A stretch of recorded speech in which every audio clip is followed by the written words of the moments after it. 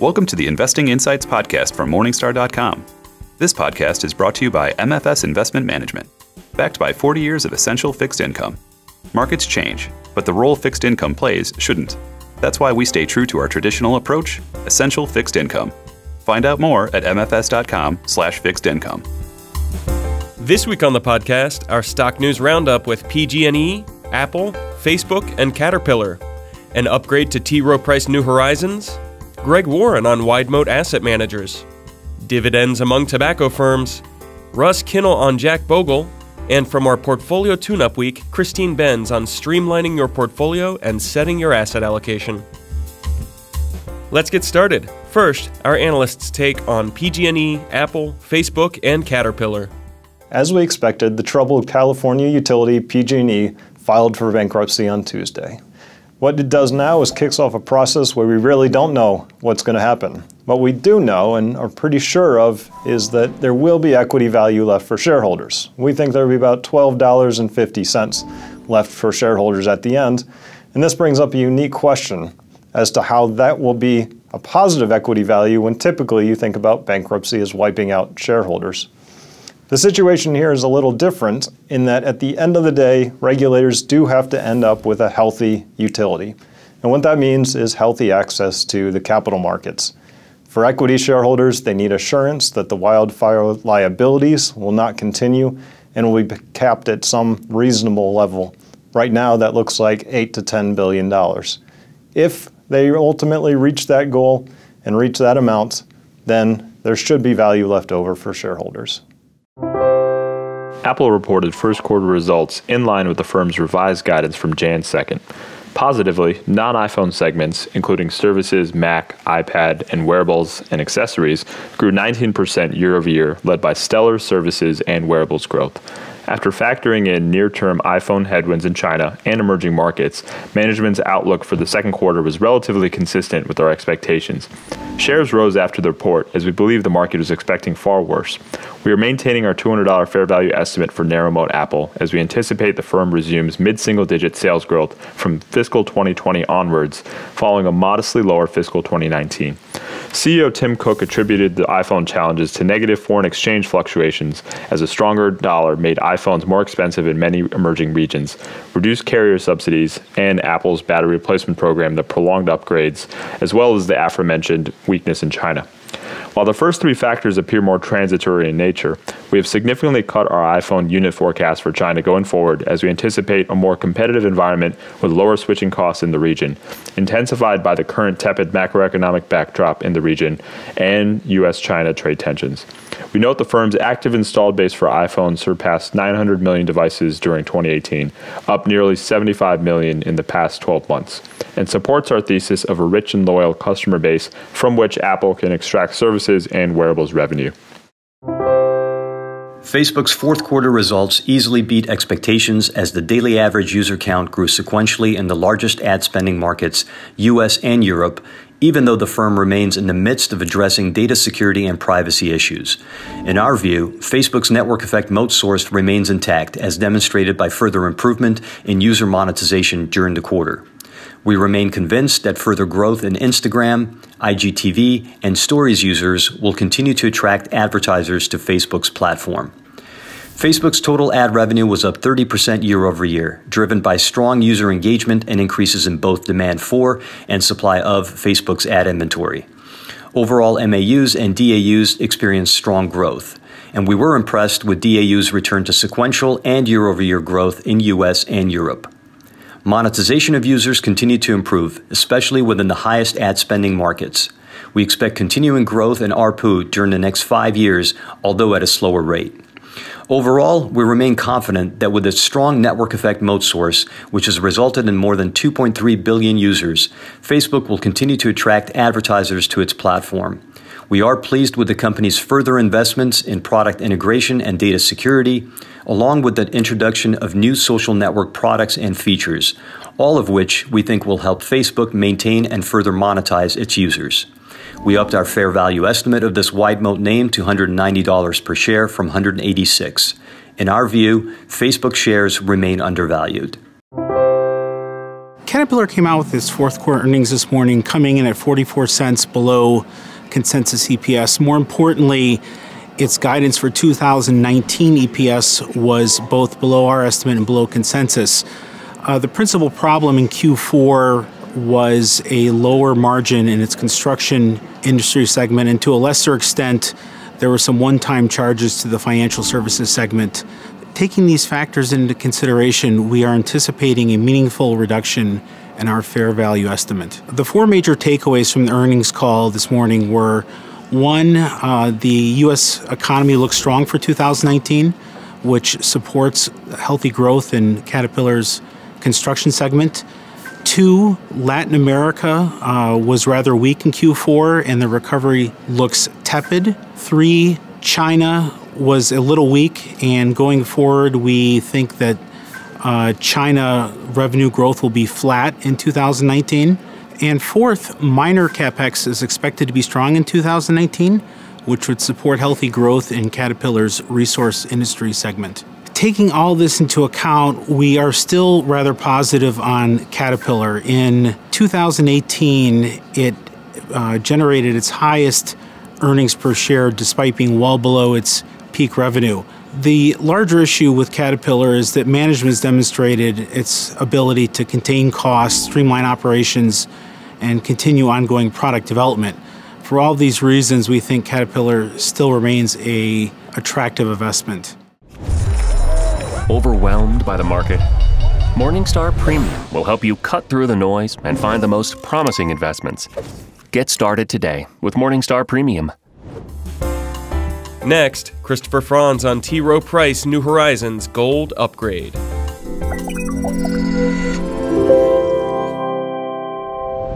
We recently upgraded T. Rowe Price New Horizons Morningstar analyst rating from silver to gold due to its ability to remain a superb long-term option despite a massive asset base. The fund's success is due to manager Henry Ellenbogen's unique approach. As T. Rowe's CIO for U.S. equity growth, Ellenbogen works closely with the firm's analyst team to build an eclectic portfolio. While he anchors the fund in steady, long-term growers such as Vail Resorts and Burlington stores, Ellenbogen sets the fund apart by also investing in promising private companies before they go public. He's had considerable success here, but limits the fund's overall private stake to 5% to keep risk in check. Ellenbogen is patient with his picks, and his willingness to hold on to industry disruptors has pushed the fund's average market cap upward, recently landing it in the mid-cap growth Morningstar category. The fund's size is worth noting, and at nearly $24 billion, it's one of the largest actively managed strategies in both the small and mid-cap growth categories. Still, there's no denying Ellenbogen's success, highlighted by a banner year in 2018 as the fund gained ground while its index and peer group lost value. The fund is closed to new investors, but those with access to this great manager should stay put. Watch all the Morningstar content you love from your living room. Download the Morningstar Roku channel and get up-to-date independent insights on today's markets. Be comfortable. Be informed. Now, two asset managers with wide moat protection.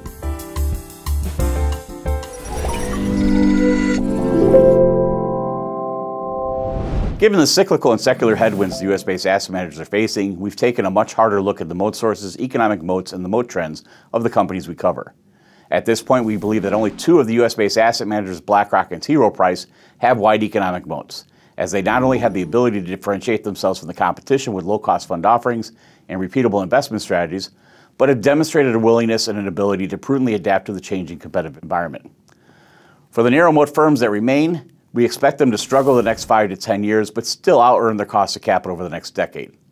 As for the no-moat firms, we expect these companies to struggle to consistently earn excess returns as limitations in their product mix, fee structures, and/or abilities to adapt to a changing environment impact their competitive positioning.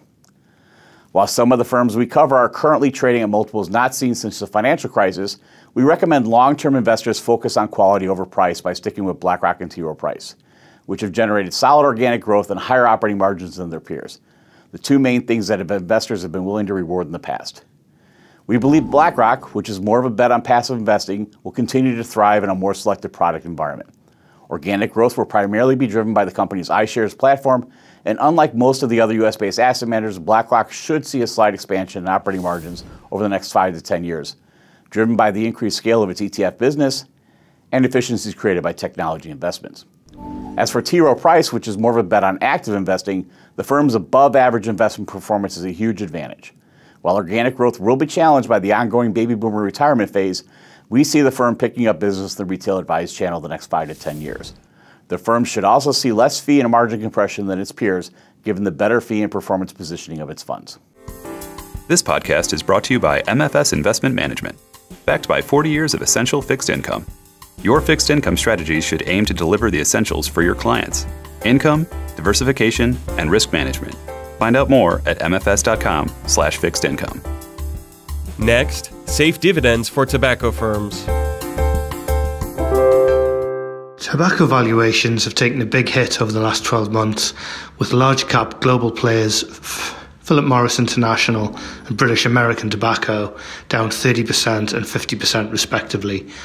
Dividend yields are now at a very attractive range in the high single digits, and although we think dividend growth is likely to slow to the low single digits over the next few years, we do think the dividends are safe and that this represents a buying opportunity for investors. Investors have been concerned about two things.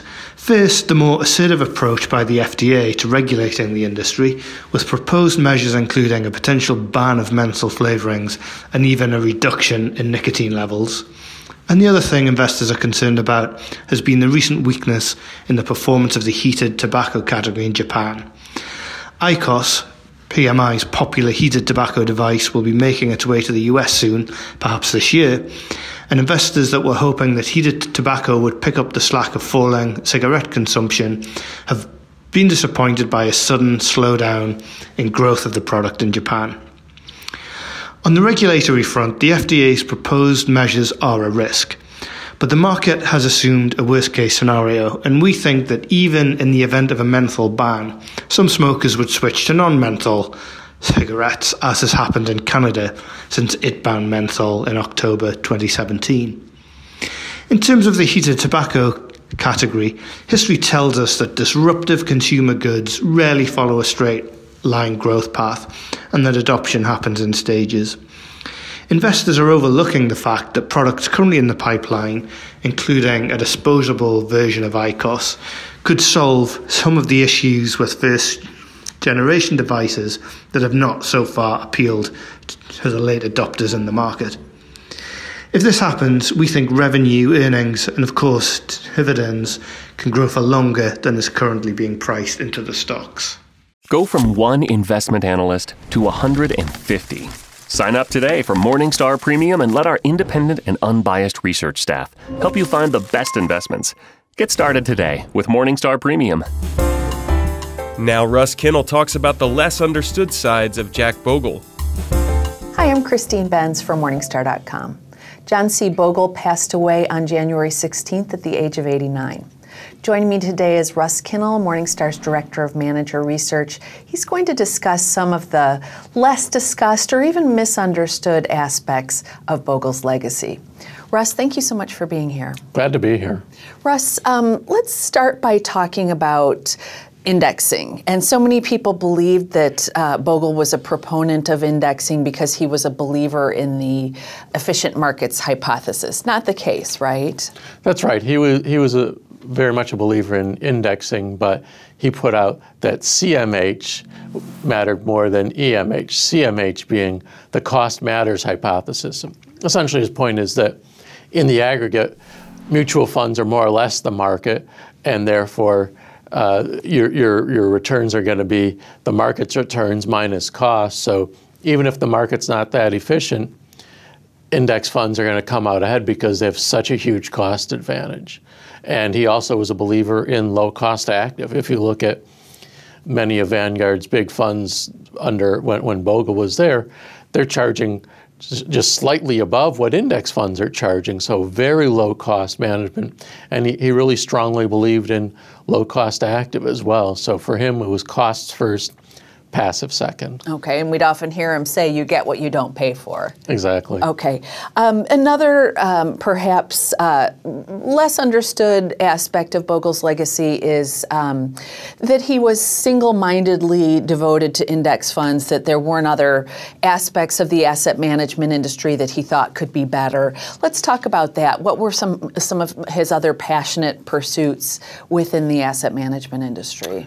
Yeah, well, another aspect of Vanguard, of course, was that it was mutually owned by fund holders, and as he said, that meant they served one master. He viewed other fund companies as serving two. They may be publicly traded and therefore serve their shareholders, but also fund holders, and of course that means you have to make compromises along the way. So Bogle very strongly believed in people being fiduciaries at every step in the way and really focusing on clients, and of course that also meant he believed that intermediaries, advisors, and planners should be solely serving investors' best interests, not merely being salespeople who kind of looked out for investors, but also looked out for their own profits. And he certainly was a vocal part of the debate about a fiduciary standard for financial advisors. Very much. Another thing that you said is maybe a little bit less understood is the fact that Vanguard wasn't always the giant that we know it to be today. Now we know it to be one of the very largest asset managers, but didn't necessarily obviously start that way. And even wasn't that way in the 90s. That's right. In the 90s, it was most of the time in the 90s, it was a second or third largest fund company. And I think it really was a big difference, not just in terms of their size, but also in terms of the debate out there that before ETFs really became popular, Vanguard, and to a degree DFA, I guess, were out there talking about passive investing, but everyone else had a job of kind of selling against it. There weren't really a lot of other places to go for passive investments, and so the dominant voice out there was for active. When ETFs became big, all of a sudden, there were a lot of people out there who could make money selling ETFs, and the debate changed, and you had a lot more vocal advocates of passive investing. But it was a long time from Vanguard's founding in the 70s to becoming the dominant player in the 2000s, and it really took up Bogle's perseverance to get it there. Okay. Another aspect of Bogle's legacy that perhaps hasn't been so discussed, as we've talked so much about his impact on the industry, has been his impact on individual investors, people like us. Let's talk about that. Yeah, you really saw it on Twitter, other social medias. When Bogle passed away, so many people talked about their experience meeting with them and how it was a highlight of their career. And we had that experience too. He would come visit our office, tell us how important Morningstar is, and he would really get us motivated, get analysts here motivated, because he was really an evangelist, and so many of the people we talk to in the financial industry, even if they're smart and care about investors, they're also selling something. Bogle wasn't really selling something so much as he was selling the idea of supporting investors, doing everything for investors, doing the right thing even when no one's looking. And I think it really was a tremendous motivator. And I think that's part of why Vanguard's culture became so strong, was that Bogle wasn't just someone promoting indexing. He was someone who really believed in doing the right thing for investors across the board. Such important points, Russ. He was a giant. Thank you so much for being here to share your perspective. You're welcome. Thanks for watching. I'm Christine Benz from Morningstar.com. Can your portfolio weather the market? Use our premium portfolio tools to identify risks and streamline your holdings. Get started today with Morningstar Premium. And finally, streamlining your portfolio and asset allocation from Christine Benz as part of our Portfolio Tune-Up Week. Hi, I'm Christine Benz from Morningstar.com. No matter your life stage, streamlining the holdings in your portfolio is a worthwhile goal. You'll have fewer holdings to monitor, and that will allow you to focus on really important issues like your asset allocation and whether you're on track to meet your financial goals. I have a couple of tips for streamlining. The first is to start at the account level, merging small straggler accounts into a single larger account. For example, old 401k assets and smaller IRAs can be rolled over into a single large IRA in your name. Another key way to streamline is to use total market index funds as the core building blocks for your portfolio. You can find total U.S. stock, international stock, and bond funds. Such funds should be very inexpensive, and they make it easy to monitor your portfolio's asset allocation. They're usually quite tax efficient too. If you've devoted the bulk of your portfolio to inexpensive total market index funds, that means that more specialized holdings like sector funds, style-specific funds, or region-specific holdings probably will be redundant. These types of holdings can also add to your portfolio's costs. As you cull holdings from your portfolio, just take care to factor in the tax costs of selling. You won't owe any taxes if you make changes to your tax-sheltered accounts, but selling from a taxable account can entail tax costs. Thanks for watching. I'm Christine Benz from Morningstar.com. Hi, I'm Christine Benz from Morningstar.com. Your portfolio's mix of stocks and bonds will have a huge impact on how it behaves. But for many investors, setting a portfolio's asset allocation seems like a wild guess. And in some ways it is. We don't know what stocks especially will return. We only have long-term market history to go on. But investors can get themselves into the right ballpark for their stock-bond mix by thinking about risk tolerance and risk capacity. You can determine your risk capacity by thinking through your proximity to spending your money. If you have a long time horizon until you'll begin spending, you can afford to be in higher return, higher volatility assets like stocks. But if you're going to begin spending soon, you'll want to hold at least some of your portfolio in lower volatility assets like cash and bonds. Risk tolerance relates to your ability to psychologically withstand the fluctuations in your investments and your whole portfolio. Even if a portfolio is in line with your risk capacity, it's not a good asset allocation for you if it keeps you up at night or if you retreat to more conservative holdings at an inopportune time. Both concepts are equally important in setting your asset allocation, so you need to balance them against one another. Thanks for watching. I'm Christine Benz from Morningstar.com. That does it for this week's Investing Insights podcast from Morningstar.com. We hope you have enjoyed our program and we welcome your feedback. Please send your comments and questions to podcast@morningstar.com.